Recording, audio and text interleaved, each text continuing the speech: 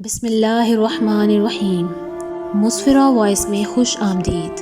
ہم یہاں پر آپ کے ساتھ منفرد واقعات اور خوبصورت کہانیاں شیئر کرتے رہیں گے، تو جلدی سے ہمارے چینل کو سبسکرائب کر لیں اور ہماری ویڈیو کو لائک کر لیں۔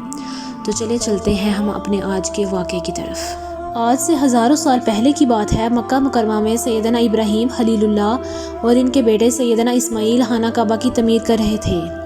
وہی خانہ کعبہ جو اس کائنات میں اللہ تعالیٰ کی عبادت کے لیے سب سے پہلا گھر بنایا گیا۔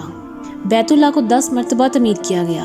سب سے پہلے بیت اللہ کی تعمیر فرشتوں نے کی، دوسری مرتبہ آدم علیہ السلام نے، تیسری مرتبہ آدم علیہ السلام کے بیٹے شیس نے، چوتھی مرتبہ سیدنا ابراہیم علیہ السلام نے، پانچویں مرتبہ قوم عمالقہ نے، چھٹی مرتبہ قبیلہ بنو جرہم نے، ساتویں مرتبہ امجد کسی بن کلاب نے، آٹھویں بار قریش نے، نویں بار سیدنا عبداللہ بن زبیر نے اور 10ویں بار حجاج بن یوسف نے اللہ کے گھر کی تعمیر کی۔ جب سیدنا ابراہیم اور اسماعیل علیہ السلام چوتھی مرتبہ خانہ کعبہ کی تعمیر کر رہے تھے اور دیواریں بلند ہو گئی تو ابراہیم علیہ السلام نے اپنے بیٹے سے کہا، بیٹے جاؤ ایک پتھر تلاش کر کے لاؤ تاکہ میں اس پر کھڑا ہو کر تعمیر مکمل کر سکوں۔ سیدنا اسماعیل جاتے ہیں اور کالے رنگ کا ایک پتھر تلاش کر کے لے کر آتے ہیں۔ سیدنا اسماعیل علیہ السلام اپنے والد محترم کو پتھر پکڑاتے ہیں۔ ابراہیم علیہ السلام اس پر کھڑے ہو کر اللہ کے گھر کی تعمیر کرتے ہیں۔ یہی پتھر بعد میں مقام ابراہیم کہلایا۔ اب سیدنا ابراہیم علیہ السلام اور سیدنا اسماعیل علیہ السلام ایک اور دعا مانگتے ہیں، اے اللہ مکہ کے لوگوں کو رسول کے بغیر نہ رکھنا، بلکہ ان میں اپنا رسول، اپنا پیغمبر، اپنا نبی مبعوث فرما۔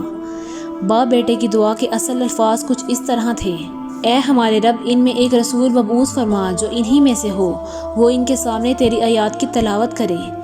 دونوں باپ بیٹے کی دعا کو ہزاروں سال گزر گئے اور پھر اللہ تعالیٰ نے اپنے خلیل اور ان کے بیٹے کی دعا کو شرف قبولیت بخشا۔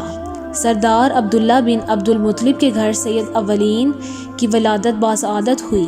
اللہ کے رسول صلی اللہ علیہ وآلہ وسلم سے صحابہ کرام نے عرض کی، یا رسول اللہ آپ اپنے آغاز کے بارے میں کچھ بتائیں۔ آپ صلی اللہ علیہ وآلہ وسلم نے ارشاد فرمایا، میں اپنے باپ ابراہیم علیہ السلام کی دعا اور عیسیٰ ابن مریم کی بشارت ہوں۔ میری والدہ نے یہ خواب دیکھا کہ ان کے جسم سے ایک نور نکلا جس سے شام کے محلات روشن ہو گئے۔ یہ نور ہمارے نبی حضرت محمد صلی اللہ علیہ وآلہ وسلم کی ذات تھی، جن کی اس دنیا میں تشریف آوری سے کفر و شرک کے اندھیرے چھٹ گئے اور پورا عالم توحید اور سنت نبوی کے نور سے جگمگا اٹھا۔